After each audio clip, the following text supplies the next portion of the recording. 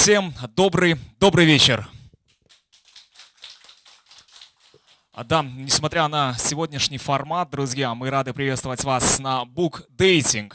Это не значит, что мы должны сегодня сидеть с максимально серьезными лицами. Друзья, давайте еще раз максимально громко поаплодируем, зададим тон, зададим правильное настроение. А ведь именно сегодня ежемесячная встреча проекта Book Dating, которая проходит на протяжении всего года в различных городских библиотеках нашего города. Разрешите, с вашего позволения, с ваших аплодисментов, представить сегодняшних спикеров нашего праздника. Итак, правозащитник, эксперт, автор книги «Статус успешно. Уроки правовых реформ» Сауле Мектибаева, друзья, аплодисменты. Известный экономист, старший партнер частной независимой консалтинговой компании «Центр стратегических инициатив CAIS», экс-советник главы Нацбанка Олжас Худайбергенов. Издатель, предприниматель, основатель проектов mamam.papam.kz и happyme.kz Айгуль Аубакирова. Уважаемые дамы и господа, уважаемые читатели, уважаемые любители почитать книги, напоминаю, что формат сегодня у нас выделяется ни много ни мало 15 минут на каждого спикера. Именно за это время, я уверен, что вы будете делиться самой максимально полезной информацией, самыми максимально интересными книгами. Ну а начнет сегодняшний наш небольшой праздничный вечер правозащитник, эксперт и автор книги «Статус успешно. Уроки правовых реформ» Сауле Мектибаева. Встречаем!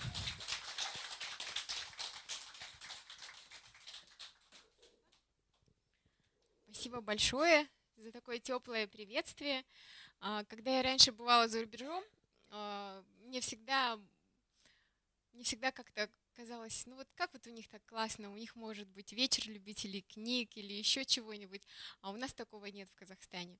И вот сравнительно малое количество времени прошло, и у нас такой вечер организован в Казахстане. Это даже не просто одна инициатива, это целая традиция. И, конечно, для меня это большая честь стать участником такого вечера. Спасибо большое за приглашение. Я прямо чувствую свою сопричастность к читающему сообществу. К своему великому стыду я не знала, где находится библиотека, очень долго ехала, запуталась, но все равно очень счастлива, что люди собираются и обсуждают книги. Я хотела бы вам рассказать о 3 своих любимых книгах. Одна из них, я ее прочитала сравнительно недавно. И обо всех этих книгах я рассказывать буду именно с позиции того, чем я занимаюсь. Занимаюсь я уголовным правосудием уже очень много лет. Я, может быть, только выгляжу юной. На самом деле, действительно, уже около 18 лет я занимаюсь уголовным правосудием профессионально. Так вот, одна из важных книг, которая мне очень нравится, которую я прочитала сравнительно недавно, вот буквально в командировке, и она стала моей самой любимой и самой свежей, это книга Гузель Яхиной «Дети мои». Она бестселлер, так же, как и ее первая книга, наверняка кто-то из вас ее прочитал. Она, конечно, исторический роман, по большому счету очень серьезный, но в этом историческом романе я вижу очень четко одну мысль, которая касается уголовного правосудия тоже. Сюжет этой книги, если его описывать так, чтобы не использовать спойлеров, он о том, что главный герой этой книги создает такую ситуацию, в которой он благополучно, или сравнительно благополучно проживает тяжелый для России период, время сталинских репрессий, время до сталинских репрессий, то есть время красного террора. И весь этот период он проживает в отдалении от всего другого общества и может наблюдать со стороны, и вроде как у него все достаточно хорошо развивается в его семье. И он живет в укромном хуторке, никто не знает, где он находится, и он как бы создает такой искусственный островок счастья для своей собственной семьи. Он очень любит свою семью, очень любит своих детей. И главный вопрос и интрига, получится ли у него создать вот этот островок счастья и пройти через вот эти исторические перипетии того времени и быть нетронутым этими историческими перипетиями. Общество преодолевает время красного террора, время голода, время репрессий, очень разные тяжелые исторические времена. а вот он все время стоит в стороне и немножко наблюдает за этим процессом. Он выживает, он голодает, но все равно он все-таки остается нетронутым всеми теми проблемами, которые вокруг него происходят. В итоге я не буду рассказывать развязку этой книги, но общий смысл, к сожалению, о том, что как бы мы ни старались защитить своих детей, а именно так автор книги считает, именно об этом основная мысль, о детях, то есть как бы мы их не любили, своих детей, как бы мы ни старались уникальные условия создать у себя в собственном доме или в собственном маленьком сообществе, без улучшения всего общества невозможно создать маленький островок счастья. Как бы мы этого не хотели, какие уникальные условия мы бы не создавали. Сейчас очень много людей, которые профессионально занимаются реформами в Казахстане. Очень многие говорят: не хочу я больше заниматься реформами, я, пожалуй, брошу все, займусь каким-нибудь там дизайном, архитектурой, там, не знаю, буду сумки шить, продавать или еще что-то делать, но не буду заниматься реформами, потому что неблагодарное это дело, все равно в Казахстане ничего не поменяется. Так вот, эта книга, она и к этим людям тоже обращена. Это книга о том, что на самом деле то, что люди, страдая, преодолевая препятствия, преодолевая проблемы, делают, это в конечном итоге очень важно. Это в конечном итоге важно, потому что это является созданием блага для всей страны и улучшением условий для всей страны. И нельзя недооценивать свою роль во всем этом процессе. То есть, когда, безусловно, хорошо, когда у человека свой маленький частный бизнес, конечно, хорошо, когда он создает какой-то маленький, но хороший продукт, но если человек пытается изменить по-большому ситуацию в стране, это гораздо важнее и глобальнее в целом для общества, чем просто маленькие улучшения. Эта книга очень интересная тем, что она очень сильно напоминает текущий период. То есть мы тоже переживаем очень много больших перемен, очень много изменений. Мы тоже пытаемся каждый составить свой маленький островок счастья в виде своей семьи. Мы пытаемся воспитать своих детей и пытаемся сделать их счастливее, чем мы сами когда-то были. Вот. Поэтому я думаю, что эта книга обязательно прочтению всем, но больше всего она, конечно, меня купила тем, что это удивительный микс исторического романа, это удивительный микс уникальных исторических документов, удивительное смешение общей исторической линии, потому что в книге рассказывается также о том, как происходила смена власти, какие мысли преследовали вождя в тот момент, и как это все соприкасалось с жизнью обычного человека. То есть книга очень интересна как микс исторического, как микс очень интересной личной истории. И, как я поняла, автор достаточно долго писала эту книгу, она ее писала в Германии, она ее писала в России, то есть очень много материала изучила. То есть если вы будете читать эту книгу, это будет не просто роман, это будет еще и глубокое познание предмета. То есть я думаю, что книга будет по-настоящему интересна всем, кто захочет ее прочитать, и она вас погрузит именно в ощущение вот этих годов 1920-х, 1930-х. То есть вот этот уникальный период исторического развития, он будет всем интересен однозначно. Я ожидала, что в книге будут какие-то современные вещи, и она все-таки выдаст своим текстом то, что она написана современным автором. Но в этой книге нет ни одного ляпа, ни одной ошибки, то есть вы не найдете в этой книге ничего, чтобы подсказало, что автор был как раз очень-таки современный, и автор был очень молодой. То есть у книги очень хороший язык, он язык именно того периода, в ней нет никаких ошибок, но в ней есть уникальные авторские решения, которые свойственны современному кинематографу. То есть это приживание мысли на самом интересном предмете, новая сюжетная линия, то есть там есть такие очень интересные вещи, которые свойственны больше, я не знаю, там, фильмам Шонды Раймс и других современных авторов. То есть я думаю, что книга понравится современному читателю, несмотря на то, что она в ретроспективе. То есть это исторический роман, но и современному читателю он очень сильно понравится. Вот это как бы та книга, в которую я влюбилась сравнительно недавно, и она мне очень интересна, именно потому что она и историческая, и очень свежая, и она о нас, о тех людях, которые переживают большие исторические перемены. Вторая книга, о которой я хотела бы рассказать и поделиться с вами, это, я уже выступала на эту тему, это Маяковский, это однозначно самый любимый мой поэт, и однозначно самое любимое его творение. Маяковского я люблю в любом виде, в виде коротких стихов, в виде его прозы, в виде его поэзии. И я думаю, что поэзия — это то, чего нам однозначно не хватает в жизни. Я думаю, что поэзия вообще обязательно к прочтению всем. И я думаю, что в любой поэзии мы находим те инструменты, которые, ну, метятся в самое сердце и всегда поражают самое сердце. Поэтому, мне кажется, нам не хватает поэзии, и нам нужно больше все-таки больше читать поэзии, потому что это то, что на самом деле осветляет душу. Почему я люблю «Облако в штанах»? Почему я люблю именно эту поэму? Потому что в ней есть некоторый политический оттенок, в ней есть некоторые наблюдения о том, как работала государственная система в тот период, и в ней одновременно есть очень много о любви. Я думаю, что она всем вам понравится, и наверняка вы ее все читали, эту поэму, и разные ее части, они просто удивительны. Когда я возвращаюсь к этой книге, заново ее перечитываю, я нахожу для себя очень веские, очень хлесткие выражения, которые можно и сейчас использовать, которые применимы к нашей повседневной жизни. Но я хотела бы прочитать немножко другое стихотворение сегодня, раз уже мы о поэзии заговорили. Вообще «Серебряный век» русской литературы — это мой самый любимый период литературный, поэтому я, наверное, прочитаю вам другой стих, который я очень сильно люблю. «Не самозванка, я пришла домой, и не служанка, мне не надо хлеба. Я страсть твоя, воскресный отдых твой, твой день седьмой, твое седьмое небо. Там, на земле, мне подавали грош, и жерновов навешали на шею. Возлюбленный, ужель не узнаешь?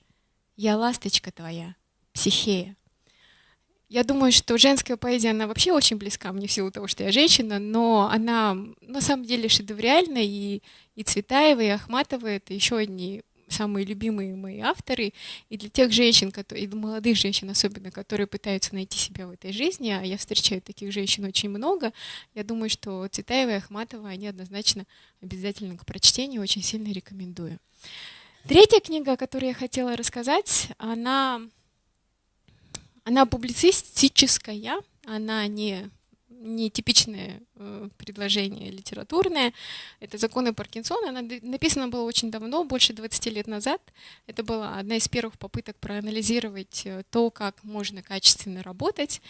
Много очень книг после этого было написано на разные темы, об успехе, о том, как нужно формулировать свой рабочий день, о тайм-менеджменте, как правильно строить бизнес.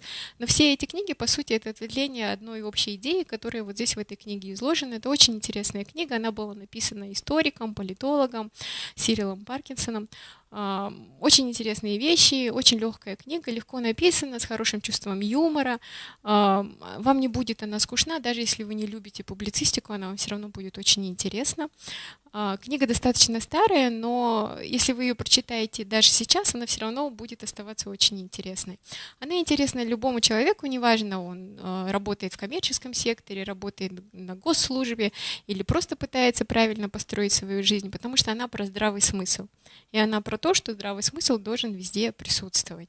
Это очень интересно, потому что на самом деле очень много сегодня есть разных теорий, которые там говорят, вот родители не должны ругать детей, или наоборот, должны быть очень строгими со своими детьми, или там не должны критиковать, или наоборот, должны там что-то делать.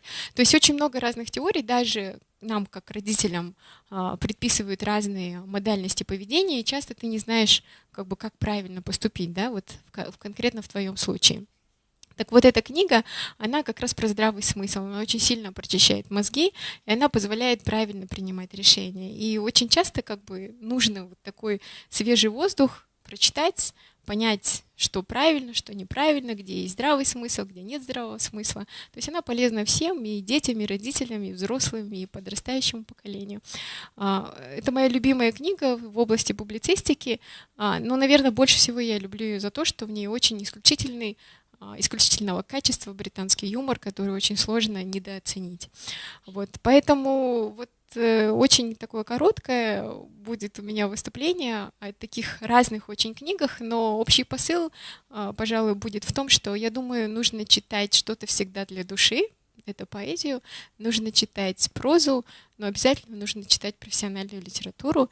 Это вот то, что делает из нас настоящих профессионалов. Конечно, вот третий выбор — это может быть любая книга, которой вы занимаетесь, но для меня, например, это «Законы Паркинсона» однозначно самое фундаментальное из тех вещей, которые я прочитала, и самое интересное, потому что книг очень много написано об управлении, об менеджменте, но она, пожалуй, написана самым интересным и очень живым языком. Я не знаю, уместилась ли я в 5-10 минут, но надеюсь, что уместилась. Вот, и возвращаю микрофон. Ну что, не приглашаем мы вас еще в зал, да, наверняка, я уверен, на все 100%. Есть вопросы к Сауле, очень интересные книги вы читаете, честно, заинтриговали, я думаю, ни одного даже, возможно, весь зал. Друзья, если есть вопросы, у нас в открытом доступе есть микрофон, можете абсолютно не стесняться задавать. Да, прошу, у нас есть девушка. Хайрлы кеш, рахмет. Мне на русском или на казахском можно тоже задать вопрос? На русском. На русском. Да. Могу на казахском, но лучше на русском. Хорошо. Вопрос о вашей книге. Я еще ее не читала. Где можно ее приобрести? И цель вашей книги. Можете немножко аннотацию рассказать, как бы. И трудно ли было вам написать ее? Здорово. Давайте я тогда постепенно буду отвечать. Моя книга, вот она здесь на столе лежит. Она называется «Статус успешно. Уроки правовых реформ». Она очень сложно называется, и мне кто-то сказал, что название отпугивает. На самом деле книга очень простая. Она обо всем, что происходит в области права.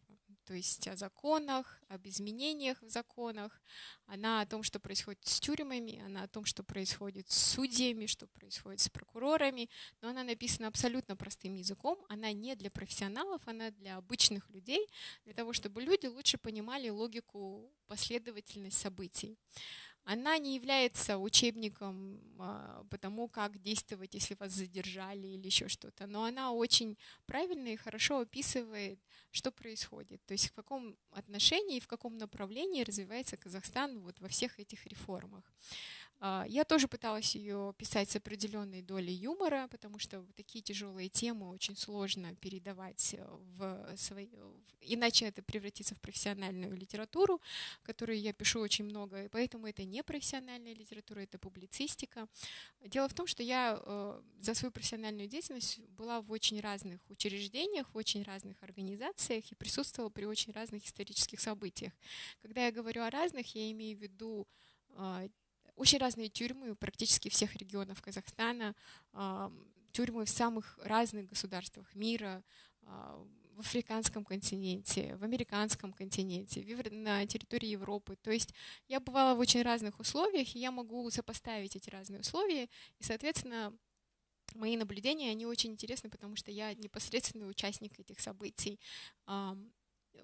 Очень много я работала в парламенте над разными законопроектами. То есть у меня очень уникальный опыт, который позволил мне переложить вот всю эту информацию, накопленную в эту книгу.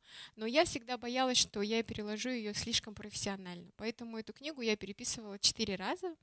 И, наконец-то, когда я ее уже 4-й раз переписала, я поняла, что хватит страдать перфекционизмом. И поэтому вот именно в таком вот в 4-м варианте она и вышла. Книга написана очень легко. Ее прочитали очень много разных моих знакомых, они все говорят, что очень сильно пугает название, но когда они потом берут и читают, они понимают, что это доступным языком о тех всех вещах, которые сейчас часто обсуждает общество. Например, я не знаю, какой должна быть полиция в Казахстане, что она должна делать и так далее. То есть вот в таких простых вещах я рассуждаю в своей книге и пытаюсь сложные теории донести простыми словами для того, чтобы люди понимали, что происходит в нашей стране, в нашем государстве. Вот. Книга продается везде, во всех магазинах Меломана, то есть она доступна. К сожалению, ее очень быстро разобрали, то есть она на самом деле не везде доступна, я неправильно сейчас вам сказала. Ее осталось очень мало, она осталась, по-моему, только в нескольких магазинах. Вот сейчас нужно делать 2-й тираж. Мы ее переводим сейчас на казахский и на английский языки, потому что она очень интересна и зарубежным читателям, и казахскоязычным читателям. Вот. Поэтому я думаю, что у книги такое очень достаточно большое будущее, чего мы, собственно говоря, не ожидали от специфического издания, но вот так вышло, я этому очень рада. Я не думала, что я писатель-публицист, потому что я все-таки больше люблю писать, писать литературные вещи, и какое-то время работала журналистом, поэтому я не думала, что публицистика — это моя стезя, но мне очень понравился этот эксперимент, хотя все-таки это заняло больше 3 лет, особенно переписывание в 4-й раз, это было, конечно, испытанием тем еще. Но я думаю, что те, кто прочитает, оценят. Да, у нас есть желающие задать вопрос. Ну и я предлагаю спуститься нам, возможно, вниз, чтобы все смогли увидеть, как и название ваших любимых книг. Саламат Сабасуле. Я слушал вас на Northern Talks, сегодня, к сожалению, опоздал. Ну и на Quality Talks я тоже вас слушал. Собственно говоря, ради вас и приехал. Спасибо. Не в обиду другим спикерам. Вопрос такой. Скажите, пожалуйста, мне вот очень интересно, что чувствует себя современный писатель, да, ну, публицист, когда публикует свою книгу? Что он себя чувствует? Что вы чувствовали, когда вы ее публиковали? Что вы чувствовали, когда она разошлась, ну, 500 экземпляров, по-моему, тираж, по-моему, всего лишь был. И при этом сейчас осталось только, я не помню, в одном из меломанов, я ее купил на одном форуме. Вот. Что чувствует человек, когда он продает, когда он узнает, что она стала популярной, и когда, собственно говоря, получаешь вот эти вот экземпляры, первые экземпляры на руки. Вот. Пишите, пожалуйста. Ну, я не могу сказать, что я прямо не чувствовала волнения. Я, конечно, чувствовала волнение, потому что затянулся слишком процесс написания книги, как я уже говорила, больше 3 лет это происходило, и надо было уже остановиться, поэтому, конечно, испытываешь чувство радости и гордости. Дело в том, что эта книга, она должна была выйти в другом обличии, то есть вот на этой книге я поместила свою собственную фотографию очень нескромно. Вот, она должна была выйти в другой обложке. У нее было там тоже 10 вариантов обложек, например. Я вам расскажу эту историю. Вот, и все 10 они не отражали содержание книги. Ну и, как вы поняли уже, я конченый перфекционист. Ну, сами понимаете, если 4 раза переписывать, то и 10 обложек мало. Вот. И в конце концов я вдруг поняла в какой-то момент, и я уже подписала в издании одну обложку, уже все согласилась, там какие-то были кубики, что ли, нарисованы. И вот когда я уже согласилась, я уже ее подписала, и издатель говорит: ты уверена? Я говорю: да, я уверена, все, мы эту обложку берем. И тут я прихожу в парикмахерскую, к своему парикмахеру, и она мне говорит, очень мудрая девушка, она мне говорит: а как это так? Это же ваша первая книга, на вашей первой книге должны быть вы сами, это точно. И я говорю: наверное, она права. И вот решение принимает мой парикмахер, не я, а мой парикмахер. Я звоню издателю и говорю: ты знаешь, нам придется остановить весь этот процесс. Меня тут одна очень хорошая знакомая, которая очень хорошо разбирается в издательском деле, уговорила, что должна быть моя фотография. И мне издатель говорит: Сауле, ты в своем уме? Мы уже все это запустили, как бы, мы уже за все заплатили, а ты меняешь обложку. Ты знаешь, что так только делают профессиональные тренера, вот, и они помещают себя, потому что они рекламируют себя. А ты же не профессиональный тренер, ты зачем себя собираешься рекламировать? Я говорю: нет, ты знаешь, она очень хорошо разбирается в книгах, она столько книг уже выпустила за рубежом, она мне точно говорит, что должна быть моя фотография. Он говорит: я тебе даю 1 день. Если за 1 день сделаешь вот эту вот фотографию, то тогда я поменяю обложку. Но ты все равно заплатишь за дизайнера, потому что он уже потратил свое время. Я говорю: хорошо. Я звоню своей лучшей подруге, говорю: знаешь, нужна фундаментальная классная фотография. Мы договорились с гостиницей «Дипломат», залезли на крышу гостиницы «Дипломат». Была середина суровой астанинской зимы, а книжка выходит в апреле. И нам нельзя показать, что это зима, потому что мой супруг, который в этом хорошо разбирается, он сказал, что должна быть прямо лето или весна. Вот, мы забираемся на крышу «Дипломата», я раздеваюсь вот до нормальной одежды такой, которой можно было бы сфотографироваться, мы выбегаем, забегаем назад. В общем, вот так вот мы делали раза 3, пока у нас носы окончательно не отмерзли. Потом мы смотрим на все эти фотографии и тупо выбираем ту, на которой у меня нос не красный. То есть просто все просто, да, то есть мы выбираем самую такую фотографию, которая меньше всего говорит, что на улице зима. Вот, я посылаю издателю и волнуюсь, потому что он скажет: слушай, ну что ты вот так чешешь свое самолюбие, вот моя обложка была лучше.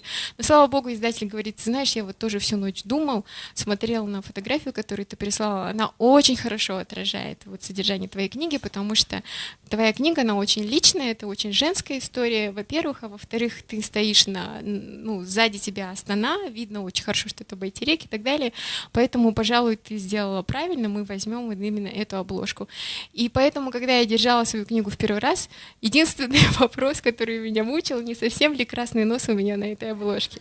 Вот, поэтому, то есть все было очень-очень просто, и, конечно, я была счастлива, я сейчас утрирую, но это не попытка, на самом деле, пиара, это вот так вот было очень спонтанно, и мы сделали очень большую презентацию на этой книге, было очень много друзей, и вот даже некоторые здесь присутствующие люди были на этой презентации. Я испытывала искреннюю гордость не за то, что книга вышла, а за то, что у меня так очень много друзей, которые пришли, и я даже не сомневалась, что 500 экземпляров разойдутся, потому что друзей у меня примерно столько же, может и больше. Вот. И книга легко разошлась. Очень много было отзывов от тех людей, которые разбираются не в предмете, а разбираются в хороших текстах. Поэтому, когда Владимир Рерих написал отзыв на эту книгу, и я его боялась открыть. Мне прислали линк, я сидела, смотрела и думала, хватит ли мне смелости нажать на него, потому что мне сказали, Рерих написал про твою книгу. Я думала, вот сейчас там будет или вообще ужас, или, в общем, все будет классно. И у меня было такое волнение, потому что я, ну, как бы при всей любви к своему творчеству, ну, не считаю себя профессиональным писателем, и для меня это был экзамен на мой профессионализм. Я нажала на этот клик, прочитала эту книгу, я поняла, что я дальше буду писать, потому что, ну, Рерих — это тот отзыв, который я ждала для собственной самооценки.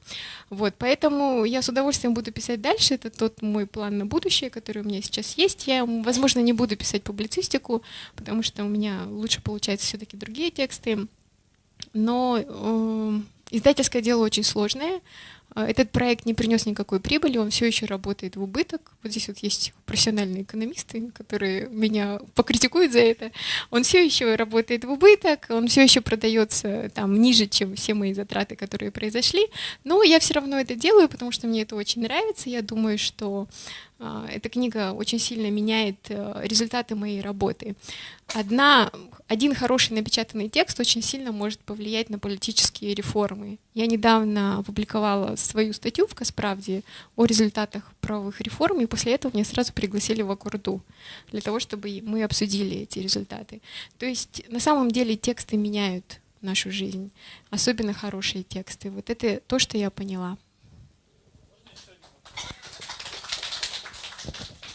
Да, конечно, у нас еще, я думаю, Соля, я контрольный. прошу прощения, еще один вопрос. Такой, касаемо, вот вы сказали, что он экономически неокупаем. Каково современному писателю искать, то есть есть ли, ну, я знаю, у вас Бахытжан Бухарбаев, по-моему, да, вам книгу выпускал, он человек, ну, как бы, есть ли сейчас спонсоры, которые готовы вкладывать кто вам, в частности, ну, это может быть, конечно, коммерческой тайной, но есть, кто вам помогал, и есть ли люди, которые готовы, да, вкладывать, как вообще вот сейчас у нас у бизнеса, да, отношение к этому, у общества, ну, я не говорю про госзаказы по книгам. Книги очень невыгодное дело для казахстанских писателей. Практически все публицистические написаны по заказу каких-то спонсоров.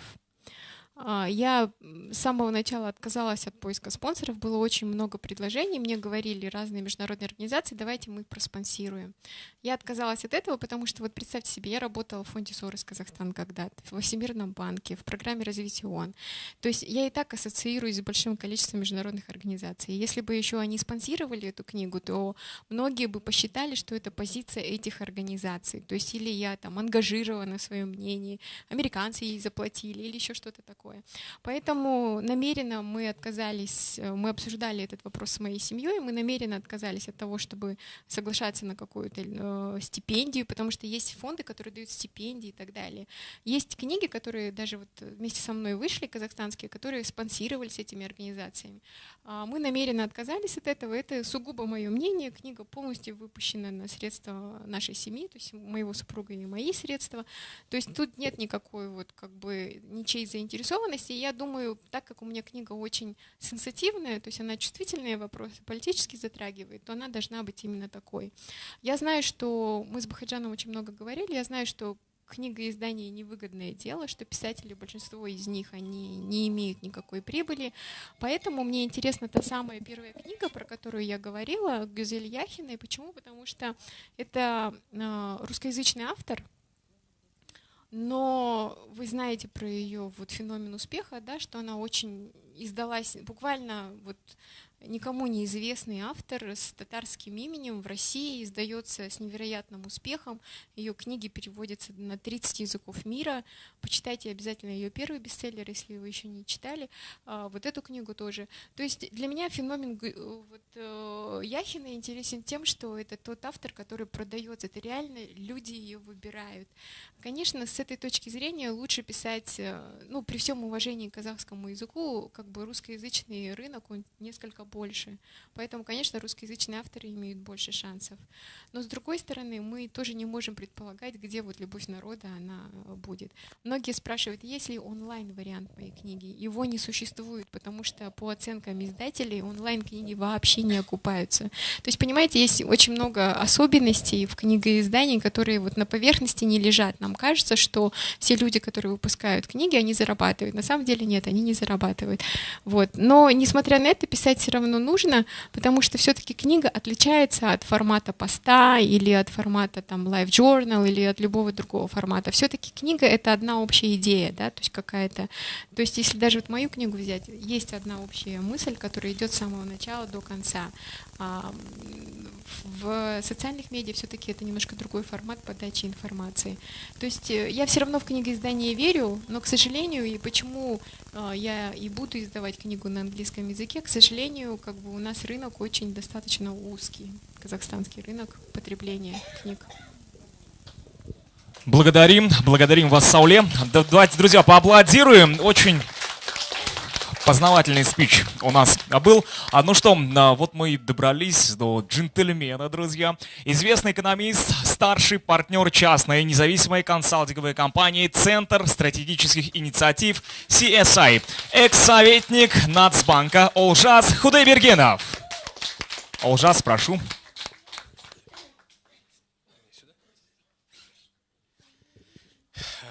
Приветствую всех, спасибо, что пришли. Я хотел сперва сказать про предыдущего спикера. Сауляна хрупкая девушка, но с большим умом и сильным характером. Я желаю, чтобы у нее была не только одна книга, а вторая, третья, и чтобы они хорошо продавались, приносили прибыль.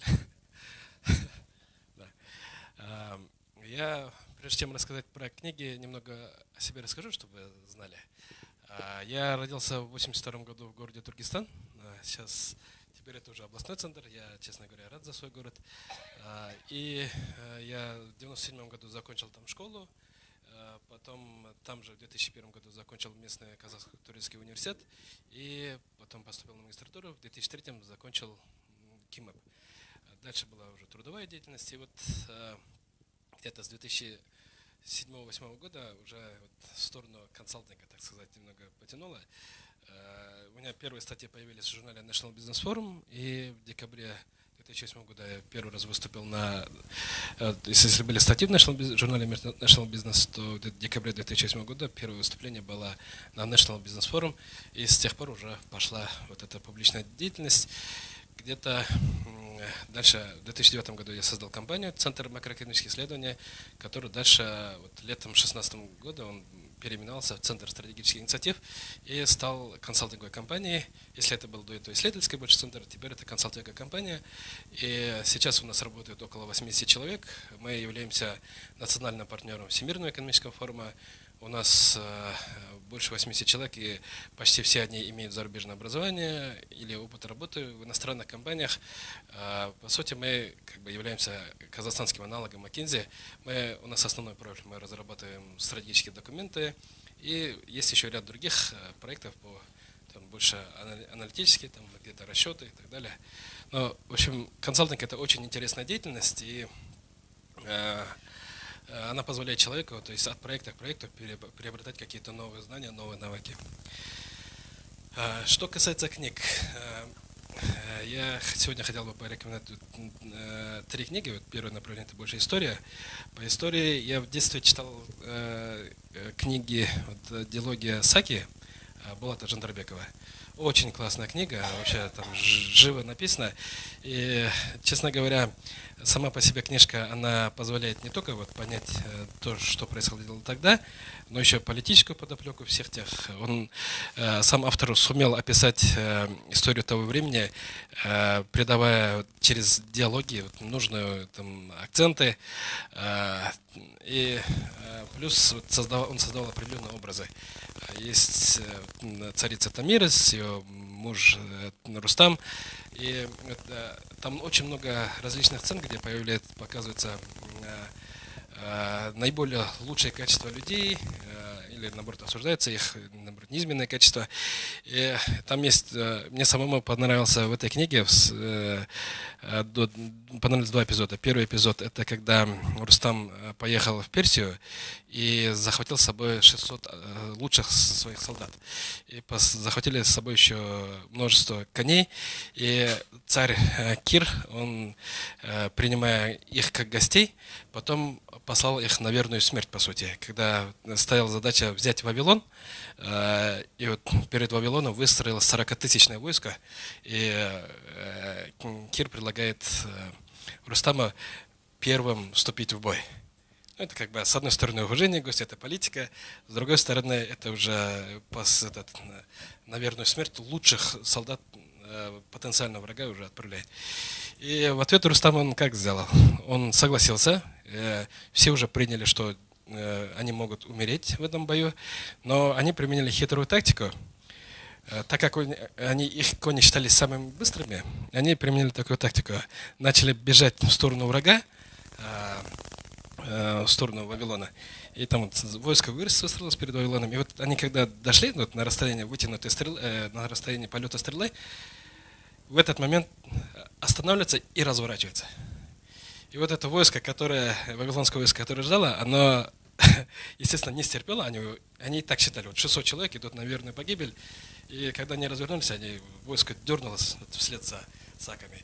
И так 3 раза заход сделали. В итоге саки сумели расстроить с боевой строй вавилонян. И дальше уже вступила в действие основная армия Кира. Вавилон был взят, и после этого Кир дал право сакам первым войти в Вавилон. И первый трофей, который они имеют, это были их. То есть вместо верной погибели они сумели продемонстрировать свою храбрость и вернуться уже со славой и очень хорошими политическими отношениями. Второй эпизод — это был подвиг Ширака. Это когда уже Кир нападает на саков, и саки терпят там еще очень тяжелое поражение.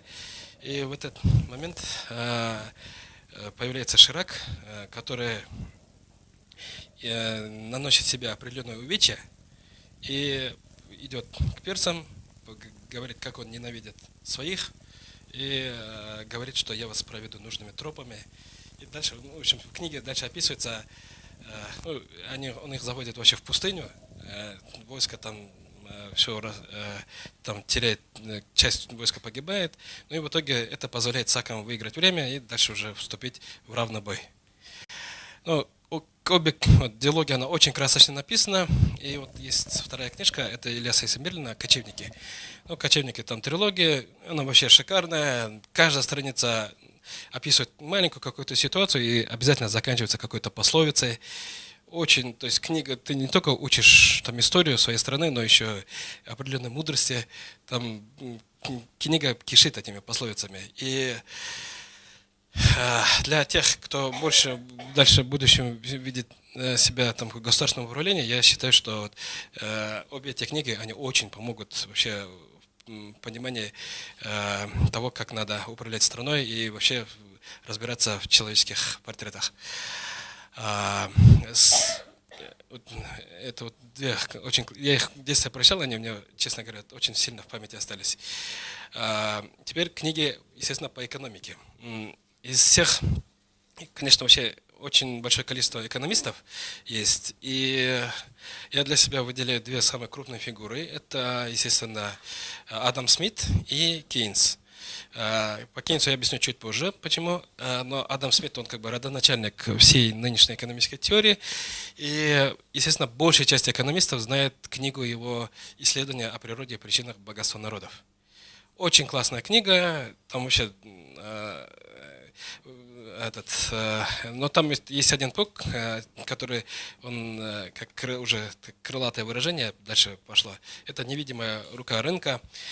Я, честно говоря, все время, почему мне удалось прочитать другие книги Адама Смита, я хотел понять, откуда он взял концепцию вот это выражение «невидимая рука рынка». Точнее, невидимая рука, вот полное выражение, там рынка не было. И вот это выражение я нашел в его предыдущей книге «Теория нравственных чувств». Это тоже очень классная книга, но она намного более скучная, чем «Исследование причинах». Там теория нравственных чувств – это больше о морали и поведении, мотивации людей, компаний, там, людей разного сословия, разных должностей. То есть вообще каждый вот аспект жизнедеятельности человека, он рассмотрен как будто это на хирургическом столе. И вот невидимая рука оттуда взялась. Он там приводил пример про... Он приводил пример про поместье, то есть замок, там есть свой граф, и он удивлялся, как графу удается распоряжаться территориями вокруг него, то есть урожай собирается там, но в общем, на этой территории живет определенное количество людей, и при этом все они обеспечиваются нужным объемом продовольствия, одежды и так далее. Все потребности закрываются, и там он применяется первый раз вот эту фразу «невидимая рука». Но вот здесь, к сожалению, сама теория нравственных чувств 100% вообще, вот абсолютно все пункты логичны, кроме как раз вот этой невидимой руки. Как раз таки вот замок, он не является аналогом свободного рынка. То есть он не является там 100% госплан. Вот, если так посмотреть, там есть у замка свой управляющий, который четко говорит, этой семье столько-то, этой семье столько-то, этой семье столько-то. То есть все распределяется и нету никакого рынка. А потом вот выражение невидимая рука попала в исследование о причинах богатства, и там она применялась больше к потребительским рынкам, а не вообще ко всем. И по отношению к потребительским он, естественно, призывал, чтобы максимальная конкуренция была. И вообще, когда книги читаете, желательно еще изучать биографию самого автора. И я изучил еще биографию Адама Смита, честно говоря, уникальнейшая биография. Вообще, человек, у него не было семьи, не было жены, не было детей, всю жизнь посвятил себя науке. И плюс, как сказать, вот на тот момент не было такой профессии экономист. На тот момент была профессия больше логик там, или этика. И вот когда он преподавал логику в университете, это под логикой подразумевало все. И экономика, и право, и там другие предметы, этика, там еще другие предметы. И вот по логике он, естественно, был для своего времени номер один. Вот теория нравственных чувств почитайте, вот, там строгая логика во всем. И благодаря этой логике он вышел на высокий уровень признания. Там потом к нему начали все обращаться. Его потом из Ливерпуля пригласили в Глазго. Потом ему дали вообще, к нему обратились парламент, то есть у них же свои сэры есть, статус сэр. Один британский сэр обратился к нему, дал ему ученики своего племянника, и они потом вместе ездили по Европе, где в рамках этой поездки Адам Смит смог встретиться с большим количеством европейских экономистов, и оттуда он уже потом написал вот эту книгу «Исследование о причинах богатства народов». И, в общем, очень до сих пор никто не смог преодолеть уровень Адама Смита. Кейнс, по Кейнсу есть его книга, знаменитая книга «Общая теория занятости и денег». Тоже она вообще шедевр. И Кейнс отличается, он на голову выше большинства экономистов. И я думаю, это причина вот в следующем. 90% экономистов, писавших свои книги, они обычно не имели работы. Вот умные люди, но не имеют работы. И они обычно жили у кого-то на обеспечении. Тот же Карл Маркс, скажем, жил на обеспечении у Фридриха Энгельса. Там и таких примеров много. А Кейнс сам заработал. Он был миллионером. И он очень богатым, обеспеченным человеком был. У него были взлеты и падения. И тем не менее, он вот эту книгу сам написал. То есть его никто не финансировал. И вот этот аспект, он отражается на самом деле на объективности автора, на объективности экономиста. И наиболее ценны те книги, которые не писались под легким давлением, скажем, спонсора. И вот именно этим цена книги Кейнса. Конечно, это больше профессиональная литература, но для тех, кто занимается экономикой, это, естественно, на уровне обязательного. И сейчас, честно говоря, большее количество книг, которые пишут, относятся к кейнсианцам, неокейнсианцы или там классические теории и так далее. На самом деле очень много внутри бардака. И если вот предысторию изначально не знать, можно дальше потом немного запутаться. То есть надо начинать, условно, с этих книг. Есть еще третья книга, которую я хотел порекомендовать. Это книга Никколо Макиавелли «Государь». Она тоже в свое время сделала большой фурор и сейчас является, может быть, настольной книгой там, для большинства правителей. Сам Никколо Макиавелли был военным, дипломатом, там, его самого где-то сажали в тюрьму, потом выпускали и так далее. То есть человек много чего увидел, находился в гуще событий, исторических событий. И, естественно, имея вот этот большой опыт, он этот опыт потом перенес в книгу «Государь». «Государь» книжка рассказывает о том, как правильно плести интриги, как правильно там политика разделяя власть. То есть вот эти все приемы государственного управления, там настолько, там, естественно, для простого читателя это все кажется циничным. Для того, кто находится на уровне больших политических рисков, это уже объективная реальность. Но там есть одна ключевая мысль в этой книжке. Вот, когда он говорит про империи, про большие государства, он говорит про государство ядро и государство колонии, условно. И для того, чтобы эффективно управлять народами, надо, чтобы в самой государстве ядре был полный монолит, то есть полное доверие, чтобы такое не было вот всяких тех приемов, которые применялись в отношении колонии. То есть совершенно два разных метода рекомендуются. В отношении колонии, понятно, разделение власти, а внутри своего государства полный монолит, полное доверие, полное там, сотрудничество между там, разными участками. И это должна быть гармония. К сожалению, не во всех государствах. Если вот брать отдельные государства, естественно, надо применять вот эту логику. И в любом государстве надо выстраивать систему управления так, чтобы вот эти всякие интриги и так далее, то есть все, что способствует недоверию между разными участками госуправления, их надо минимизировать, вообще обнулять. И иначе очень быстро государство попадает в ситуацию застоя, болота, то есть и система госуправления занята больше не развитием страны, там, а больше выяснением отношений между разными участками, то есть, точнее, между разными представителями системы госуправления. И для тех, опять же, кто идет на государственную службу, естественно, эти книжки, эта книжка будет очень интересной. Ну, вот, в целом, вот эти три книги, точнее, 3 направления я дал. Если там будут вопросы, буду рад ответить. Да, друзья, если есть вопросы, не стесняемся, задаем. Да, у нас есть желающий задать вопрос. Олжас рахмет. Шынымен бірінші жаңға Болат және Ильяс Есенберлиннің кітаптары өте тарихи кітаптар, және «Государь» деген кітапты естіген кезде мен бір ой келді. Сіз сонда осы мемлекет басына барғыңыз келе ме? Саясатпен айналысқыңыз келе ме? Немесе бұл тарихқа деген сіздің қызығушылығыңыз ба?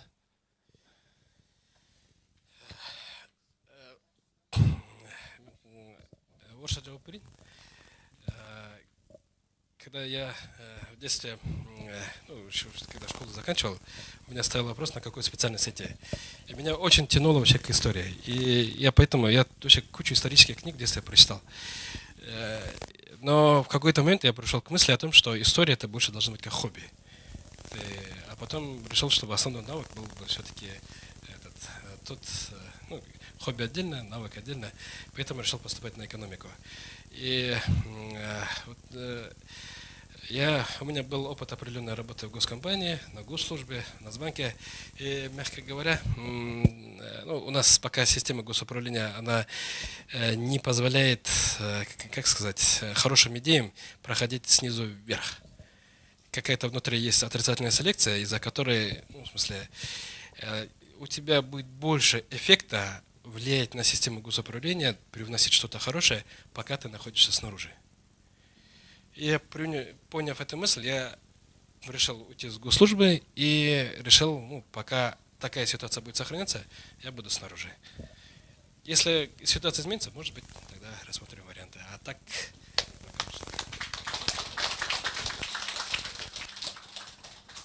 Рахмет. Жаңағы кім сөйлей айтып жатыр біздің мемлекетте, ну, у нас в стране, да, что орыс тілді кітап шығарғаннан гөрі, қазақ тілді кітап шығарғаннан гөрі орыс тілді кітапты шығарған артығырақ.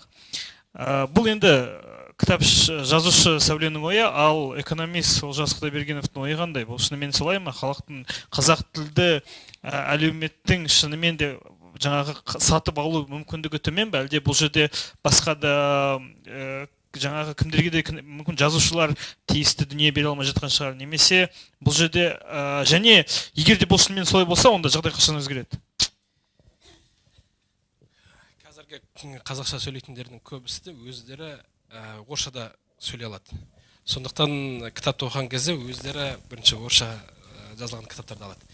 Мысалы, менің өзім қазақша енді сәл қиналам сөйлеген кезде, бірақ мен өз балдарымды қазақ мектебіне бердім. Мен қызым, балам қазақ балабақшасына барады, бірақ соларды енді ойлағам, олар қазақша менен жақсы сөйлейді ме деп. Олар енді балабақша күнделікті барып, үйге қайтып келген кезде, қазір түсінген бір нәрсе бар. Әр жанұяда әке шешесі балдарымен орысша сөйлейді. Сосын сол балдар мультик көрген кезде орысша көреді мультиктерді. Содан соң балдар өз арасында тек орысша сөйлейді.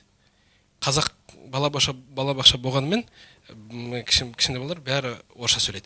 Сол енді қызымды, баламды қазақ балабақшасына беріп, бәрібір олар орысша сөйлеп жатқанда маған сәл бір мен қазір енді ойланып тұрмын, дұрыс істедім ба, қазақ мектебіне беріп, қазақ балабақшасына беріп, орысшасына берейін бе деп. Қазіргі кітап, мысалы, бір кітап екі тілде шықса, қазақша, орысша, қазақшасынан 100 экземпляр сатылса, орысша тілде 1000 экземпляр сатылады. 10 есе көп. Енді сондықтан бәрі орысша жазуға тырысады. Аудиторияның өзі қазақша кітапты алуға, сатып алуға ешқандай бір ниет жоқ. Сосын бұл жағдай қашан өзгереді енді білмеймін. Если вот так говорить, ситуация по казахскому языку, я, честно говоря, видел бы такое решение. На самом деле, вот, когда мы говорим про языковую политику, оптимально, вот у нас есть политика трехязычия, она, я считаю, очень хорошая. Я бы, может быть, ее чуть-чуть видоизменил. Человеку нужно знать 3 языка и плюс свой родной язык, если он не входит в эти 3 языка. И тогда абсолютно все будут поддерживать вот это трехязычие. Потому что этот принцип тогда стимулирует, чтобы люди знали свой родной язык. Потом... Сама по себе казахская языковая политика, это же как бы, это тоже государственная программа. Это обычная государственная программа, как и множество других. И когда государственное управление, система управления, она неэффективна, она будет неэффективна и в этой программе. И то есть пока государственная система управления не станет эффективной, ситуация по казахскому языку она будет оставаться на таком же уровне. Вот примерно так. Да, друзья, ну еще один вопрос, ну а уже остальные вопросы, если и появятся, можете адресоваться уже в конце нашего мероприятия. Да, у нас есть вопрос? Я Отлично. бар. Рахмет, Олжас мырза, өте пайдалы ақпарат болды. Мен сізге бірнеше сұрақтарым бар. Сіз жаңа айтып кеттіңіз, Адам Смиттің өмірбаянын оқыдым, өте сондай ақылды адам екен. Сол сияқты жақсы экономист болу үшін, сондай қасиеттерге ие болу үшін не істеу керек адам? Вот, Оша жауап берейін. Чтобы знать свое дело хорошо, я, честно говоря, вот, когда тоже по экономику читаешь, все больше и больше, на самом деле тот же самый, вот это, как Сократ говорил, я знаю, что я ничего не знаю. Вот как бы только посмотришь, одну книжку прочитаешь, потом, значит, когда понимаешь, что надо еще 10 прочитать, их прочитаешь, понимаешь, что надо еще 100 прочитать, их прочитаешь, и вот так думаешь в конце, там вообще на самом деле объем знаний километр. И вот сама экономика, как отрасль, там очень внутри много больших компонентов. И я, честно говоря, во многих компонентах еще не разбираюсь. Но вот, скажем, макроэкономика, там еще более-менее можно сказать, что понимание есть, но и то там внутри тоже вот есть свои глубинные вещи. Поэтому я, мягко говоря, пока для себя лично дистанцировался от понятия, что я отлично разбираюсь в экономике. И это больше, если кто-то так говорит, это больше там, самомнение, нежели это реальная оценка. Но тем не менее, человек, чтобы достичь успеха в своей отрасли, неважно, это экономика, это просто это надо как-то любить. То есть, когда человек, ему нравится его профессия, вот тогда он будет достигать успехов. Он сам, то есть, есть же вот обычно в университете надо прочитать столько-то книг. Или там, а кому нравится эта профессия, он прочтет еще 20 книг. И он прочтет их не вот сухо так вот, чтобы сдать экзамен, а он прочтет их с чувством, с расстановкой, то есть сделал какие-то дополнительные выводы. И так практически по всем профессиям. То есть экономика не исключение. Браво, браво, друзья, аплодисменты. Давайте поаплодируем Олжасу. Очень, очень интересно. Ну и подводя итог, знаете, если человек захочет прочитать ту или иную книгу, он это сделает, друзья. У нас есть Google переводчик, множество различных других приложений, и здесь, я думаю, уже вопрос о выборе языка уже не встанет. Друзья, давайте еще раз поаплодируем Олжасу. Ну и завершает марафон спичей, друзья, издатель-предприниматель, основатель проектов mamam.papam.kz и, конечно, Happy Me, друзья, Айгуль Аубакирова. Встречаем! Здравствуйте, меня зовут Айгуля Бакирова. Очень интересно, когда мои друзья говорят «мамам, папам». Я когда называла свой сайт, я вообще называла «мамам, папам». Ну, мне все так говорят «мамам, папам». Ну, Айгуля, ну ты же в Казахстане. Я говорю, ну да. Вот, ну, расскажу коротко о себе. Я в Астане 10 лет. Меня зовут Айгуля Бакирова. Я с Павлодара. Вот. Начала свой издательский проект, то есть, я вообще издатель, да, журнала «Вместе с мамой». Послушав Сауле, я, честно говоря, я горжусь вами, потому что я предполагаю, какое чувство это было, когда вы издали эту книгу. Вы просто про это промолчали, потому что я сама издала 36 номеров журналов и выпустила 8 справочников, 200 страниц. Это были такие полноцветные издания, прям книги со всеми списками детских садов, детских центров, адресами телефонов и так далее. Это называлось «Вместе с мамой». Вот, но потом все переименовалось «Мамам-папам», потому что меня обозвали феминисткой. Вот, потому что, как оказалось, я всегда думала, что только мужчины занимаются воспитанием детей, но в моем окружении, только женщины занимались воспитанием детей, но в моем окружении появилось очень много рьяных пап, которые меня прям буквально готовы были растерзать, как тузик-грелку, только потому что я называлась «Вместе с мамой». Вот. Хочу... сегодня я расскажу про 3 свои книги, да, то есть, вообще, я думала, что задача была вот именно те книги, благодаря которым я приняла решение о своем проекте. Вот, я не люблю слово «профессия», вот, потому что по образованию бухгалтер, но меня вот занесло, вот, и несет не по-детски.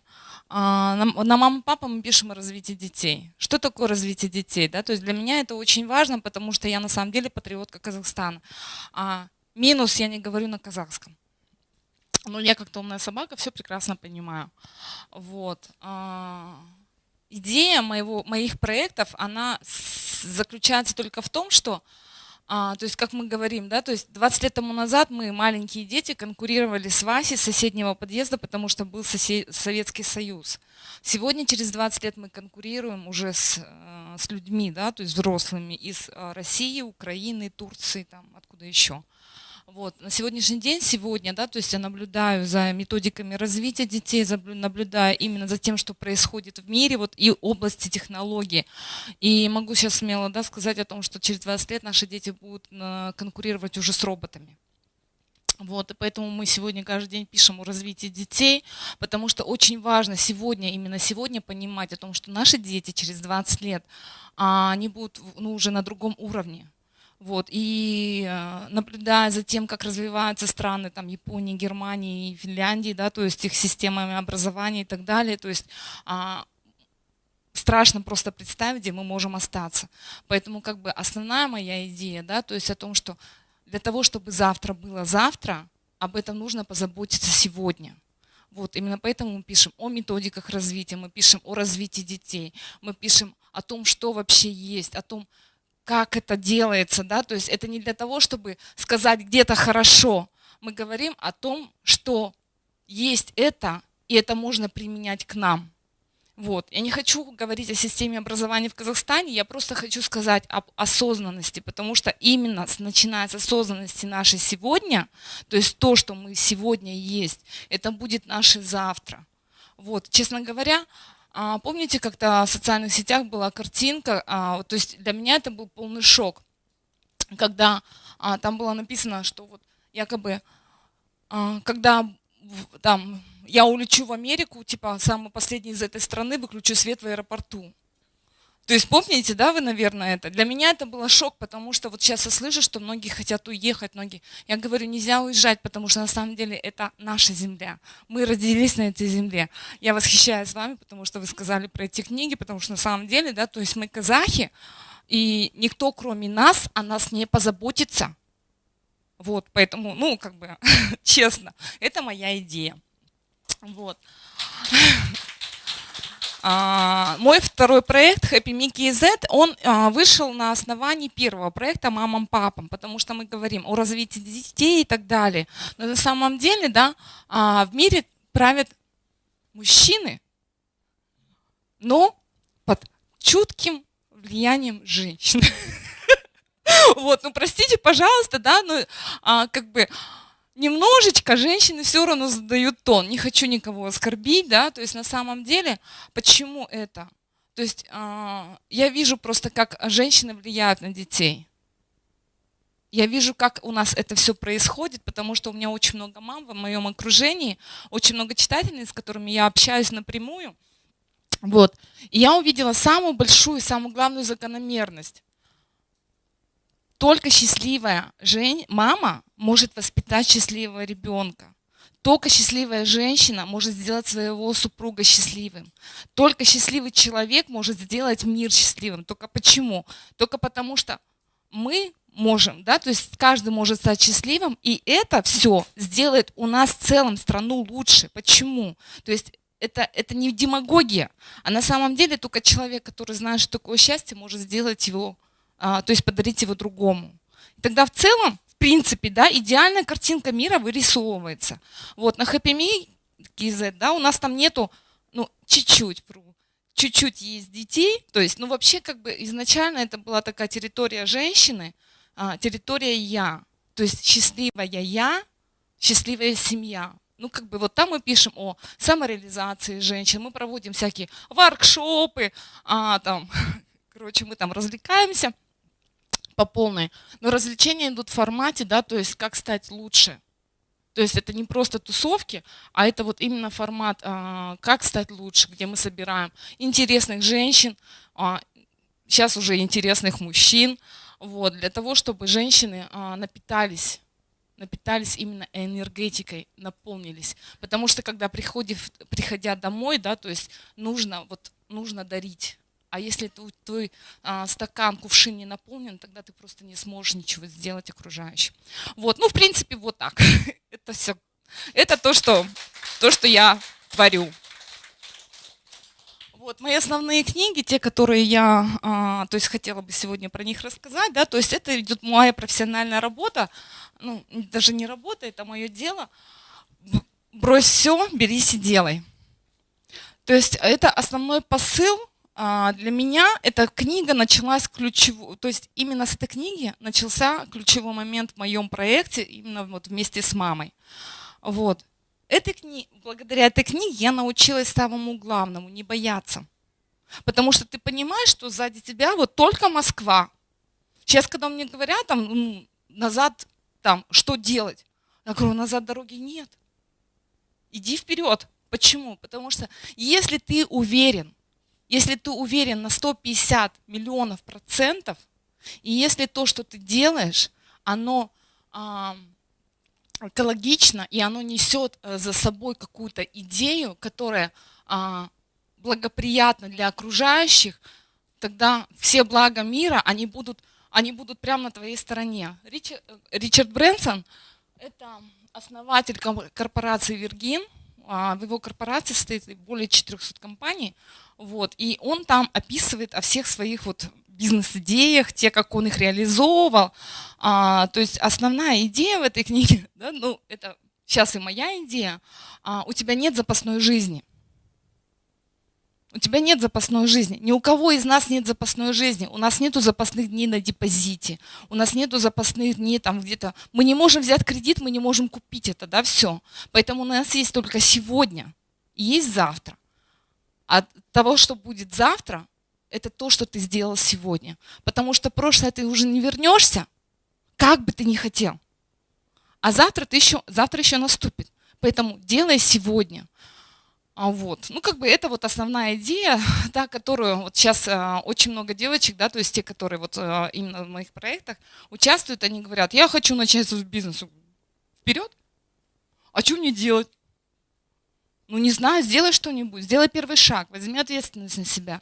И вот он как раз про это и говорит. К черту все, берись и делай. Первое, что мы должны сделать, это взять ответственность, она вот здесь, в нее поверить в свои силы. И вот вы даже не поверите, да, вот это вас касается, вы взяли ответственность за свою книгу. То есть вы сами себе бросили вызов и ее выпустили. Вот, я представляю какое-то чувство, я сразу вспомнила запах типографии, когда ты ждешь вот эту вот машину, когда вот все это приходит, и прям такое, знаете, чувство, как будто вот у меня каждый раз, когда что-то ну, как бы журналы, когда выходили, я 2 дня не могла брать свои проекты в руки. То есть я их сперва обнимала, гладила. То есть на самом деле, да, то есть это что-то такое, это твоя душа. Вот, поэтому вы молодец. Вот. Ну вот как бы это основная книга. Вторая книга, это у нас идет, переключите, да? «Как плавать среди акул и не быть съеденным заживо». Это книга о бизнесе, то есть опять же, да, то есть о бизнесе. Я не говорю бизнес как бизнес, потому что для меня есть слово «дело». Я занимаюсь своим делом. Вот. Он говорит о том, как он приводит очень много интересных разных моментов, и он рассказывает о том, как там где-то обойти конкурентов. Мне очень понравилось, его там есть небольшая такая вот как бы история о том, как строится у них в компании вообще полностью все уважение друг к другу. Да? То есть первым делом они говорят, вот у нас есть компании, продавцы. То есть на этикетке написать, ну элементарно, да, намыльте голову шампунем, смойте, намыльте еще раз. То есть таким образом вы будете продавать не 2 флакона в месяц шампуня, а 4. То есть, ну, какие-то такие хитрые уловочки, те, которые очень полезны как бы вот, для тех, кто планирует свой бизнес. Вот, в принципе, это вот то, что основное я делаю. Вот. Я даже не знаю еще, что сказать, потому что маркетинг для меня, маркетинг это все. Я сейчас очень мало читаю, честно, профессиональных книг, потому что сейчас я больше ухожу в понимание женской психологии. Так как мои читательницы в основном женщины, и очень много вот именно энергии уходит туда, потому что я всегда говорю, то есть женщина это наше все.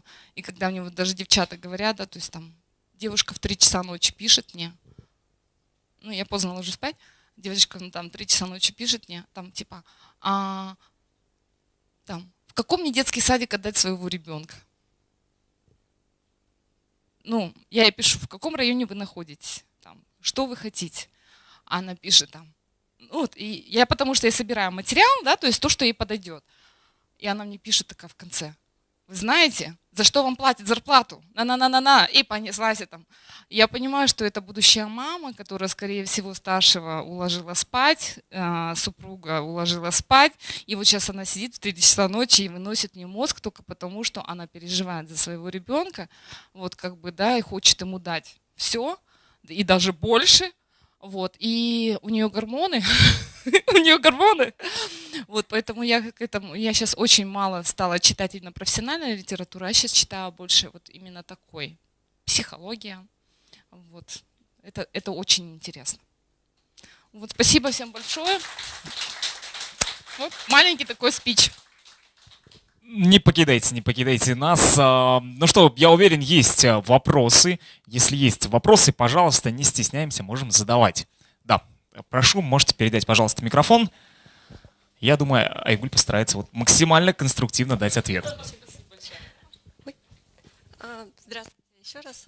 Так как вы занимаетесь проектом «Мамам, папам», очень интересует вот вопрос касательно детей. Как вы относитесь к тому, что нынешнее подрастающее поколение очень мало читает? Ну, это ни для кого не секрет. И считаете ли вы, что это надо как-то исправлять? Насаждать, увлекать, ну и так далее. То есть интернет же немножко заменяет. Вот ваше мнение по этому поводу. Вы знаете, по воспитанию детей я могу очень много сказать. Я хочу сказать только одно. Сегодняшние дети, они другие. Да, то есть и мы, как взрослые, мы должны помнить о том, что если ребенок не читает, то виноваты в этом родители. Родители не показывают примером своим чтением. То есть всегда, когда говорят, как отучить ребенка там, от планшета и научить его читать, отвлекитесь сами от планшета. Почитайте сами ребенку сказку в детстве. Почитайте вместе на выходные сказку, там можно сходить на Ишим, ну пока погода, да, хорошая. То есть здесь все идет только от родителей. Ребенок, он не может быть плохим только потому, что у него, как мы говорим, навязывается общество. Только родители, они являются отражением ребенка. Ребенок, он плохой не может быть, безусловно. Если каждая мама будет в день выделять 10 минут, да, на то, чтобы прочитать ребенку сказку, и ребенок будет видеть, что мама 15 минут хотя бы в день читает, то у ребенка будет вырабатываться такая же привычка, 15 минут в день читать. Ну, как бы, это все идет от родителей. Телефон и планшет – это хорошо. Да, то есть сейчас очень много даже мобильных приложений для развития детей. Но самое главное, да, то есть я иногда, знаете, меня возмущает, когда там мамочка пишет мне, 30 минут она мне пишет о том, как она любит своего ребенка. 30 минут. Хотя за это время она могла бы ему прочитать одну сказку, 3 раза его поцеловать, 5 раз его погладить и обнять. Но вместо этого 30 минут мы тратим на что? На то, чтобы кому-то рассказать, интернету рассказать о том, как она любит своего ребенка. Вот. Я надеюсь, я ответила на ваш вопрос. Кстати, да, то есть у меня была по этому поводу очень хорошая идея. Мамочки, которые заняты, например, ну как бы, да, заняты на работе целыми днями и так далее. Можно вот, например, то есть я всегда говорю про семейные традиции. Маленький прикольчик, который, он занимает 5 минут в день. Смотрите, в воскресенье можно придумать сказку, из понедельника ее проигрывать. То есть, например, да, то есть вы придумали сказку там, не знаю, про синицу и ворону. В понедельник дайте ребенку задание, 2 минуты он сам слепит эту синицу. Важно его просто направить, да, сказать, ой, сына, какая синица и так далее и тому подобное, 5-й, 10-й. Ребенок сам слепит эту синицу, поставит. Во вторник для этой синицы там положить зернышки. В среду там для этой слепить ворону. В четверг там принести для этой вороны там листики, да. То есть это будет занимать 5 минут в день максимум, 5 минут. Зато в воскресенье можно прекрасно утром проснуться, приготовить завтрак вкусный. Я всегда говорю про семейные традиции. И все вместе, да, взять эту поделку, собрать и проиграть сказку. Займет 7 минут. Вы представляете, насколько ребенку запомнятся эти минуты? Это будет совсем другое воскресенье. И это не занимает много времени. Просто вот буквально 3-5, 10 минут. Да, то есть, 10 минут это максимум. Но я вам на самом деле, да, я хочу сказать о том, что мы должны сами больше читать. Ребенок должен видеть. Спасибо большое, надеюсь, я ответила на ваш вопрос. Друзья, браво, аплодисменты, давайте поаплодируем. Ну что, Айгуль, приглашаем вас в наш зал. Да, вопросы будут немножко позже. Я думаю, один, да, конечно, давайте еще один вопрос услышим от нашего слушателя. Прошу, задавайте. Сәлеметсіз бе, Айгүл? Менің сұрағым қазақша болады. Сіздің жаңағы, мне больше нравится вариант мамам, папам. То есть моя мама и папа деген сияқты. Сізге сол сайтыңыз үшін көп рахмет айтқым келеді. Я как до этого, как я могла не знать деймін про этот сайт. Мен кеше бардым, Атамекендегі курсқа жазылдым да. Өзімнің ісімді бастадым. Балаларға арналған Айтшы Әжетай деген журналды шығарып жатырмын. Ол өте... Оны тек сіздер ғана түсінесіздер, ол өте қиын жұмыс. Бірақ мен анамын, үлкен ұлым студент, кішкентай қызым балабақшаға барады 5 жаста. Солардың тәрбиесіне, жаңағы Сәуле айтқандай, бүкіл қоғамның тәрбиесіне кішкене болса да атсалысу үшін тәрбие туралы, мәдениеттілік туралы біздің балалар да соны білсе екен деген ниетпен сондай журнал шығара бастадым. Бірақ өте қиын екен. Үйреніп жатырмын. Без бизнес-плана, без ничего, просто взяла и начала.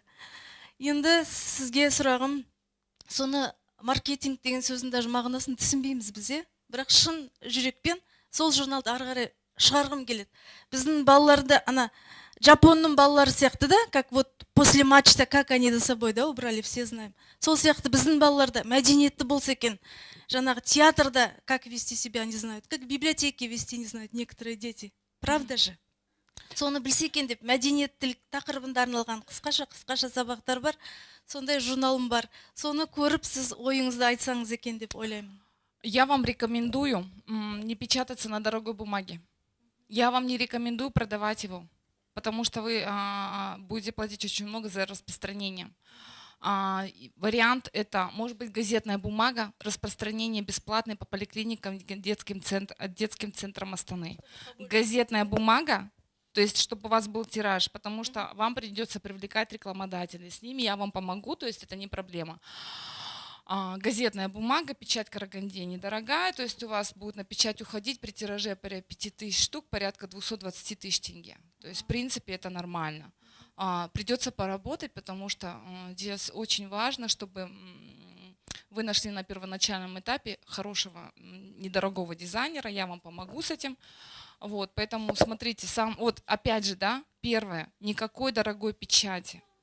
Печатаемся в Караганде, то есть все, я вот именно по своему опыту говорю, и максимальное распространение, и тираж честно печатать, потому что, в принципе, если вы будете печатать 1000 штук и 5000, да, например, тираж, у вас цена будет, разница небольшая, понимаете? Стандартный размер, А5 формат, 32 страницы на скобе, для начала. Аплодисменты, друзья. Ну что, Айгуль, благодарим вас. Друзья, ну что, прежде чем мы перейдем к следующей нашей части, хотелось бы небольшой интерактив. Да, вот буквально 5 минут вашего времени.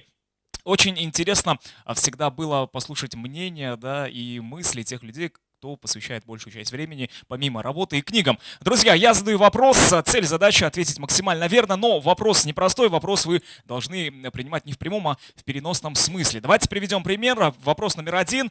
Что сушит, когда мокнет? Я отвечу за вас, чтобы мы понимали, да, о чем я. Это фен, полотенце, возможно, там утюг и так далее, тому подобное. Итак, друзья, поехали. Что общего у ежика и молока? Я понимаю, вы другую литературу читаете. Да. Серьезно? Что общего у ежика и молока буква К? Ну, Сауле, как вы считаете? Мне кажется, и вы не ожидали, да, что судьба приготовит такой вопрос.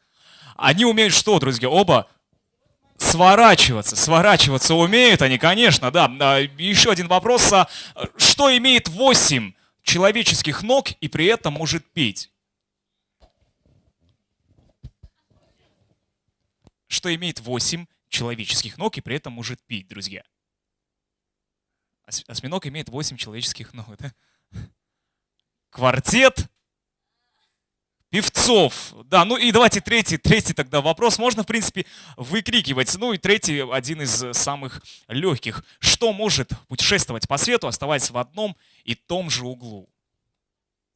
Можете выкрикивать, друзья. Нет. Айтавернис. Интернет нет. Вот мы сейчас сами, да, с вами о чем говорили, Айгуль, что нужно читать, нужно убирать планшет, убирать...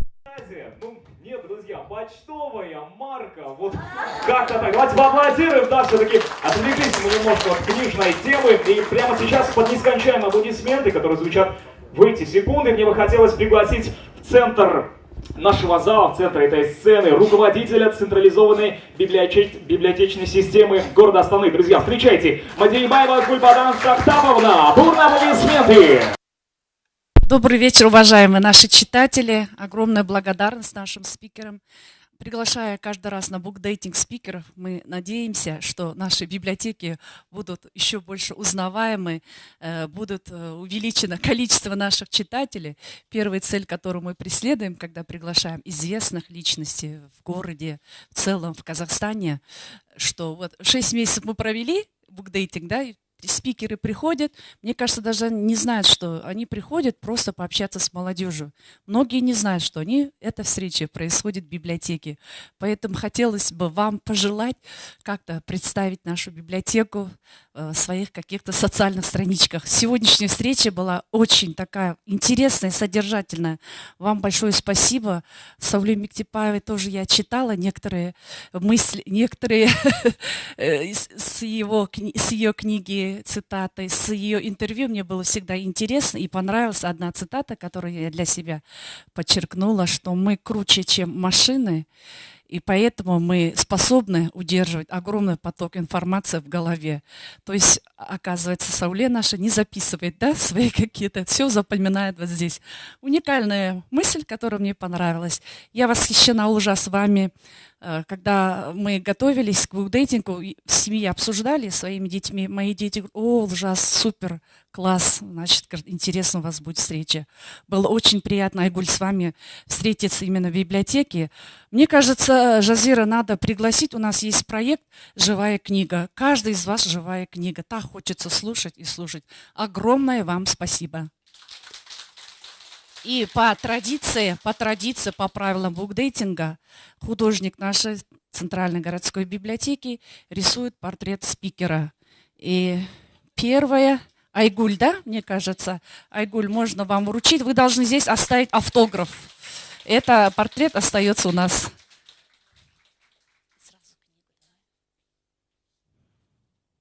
И память о сегодняшнем замечательном вечере мы дарим также вам книгу. Да, аплодисментами, друзья, давайте будем сопровождать. Аплодисменты, называется «Краткая история будущего». Я думаю, библиотека, конечно, естественно, подарок – это книга. Большое вам спасибо. Можно я вам тоже сейчас скажу? Ага, хорошо. Я думаю, она кому-то будет полезна. Сделай себе сам. Вот, пусть все читает. Спасибо, спасибо большое. Про вашу сеть, ну вот именно систему библиотек мы писали, мы пишем на сайте. Спасибо. И каждый раз я всегда поражаюсь, когда мы вот делаем репосты, да, то есть везде, и все такие пишут: а что там можно бесплатно почитать? И я всегда так поражаюсь: как вы не знали? Спасибо за то, что вы делаете. Спасибо вам. Второй наш спикер Олжас, мне кажется, прямо вот удачно нарисован. Спасибо вам большое. А ваш автограф и подарок от сегодняшнего замечательного вечера чтения. Друзья, аплодисменты! Так, Сауле Мектепаева. Спасибо вам большое. И подарок от нас. Хотела прийти с подарком, но, к сожалению, сегодня у меня весь график сбился, у меня было очень много встреч. Я обязательно передам в библиотеку и книгу, и еще я хотела бы подарить вот самому активному читателю, который задавал вопрос. У нас как раз была задумка с Жазирой, поэтому надо контакты взять, обязательно тоже подарю. Спасибо. Спасибо еще раз. Друзья, бурные аплодисменты. Давайте поаплодируем всем нашим многоуважаемым спикерам, а также Гульбаран Сактаповне, друзья. Ну что, на этом официальная часть подошла к концу, но не забываем, что уже буквально через несколько мгновений можете сделать эксклюзивный фотосет с нашими спикерами и лично задать им вопросы. Мы не говорим «до свидания», мы говорим «до новых встреч» ровно через месяц. Всем до свидания.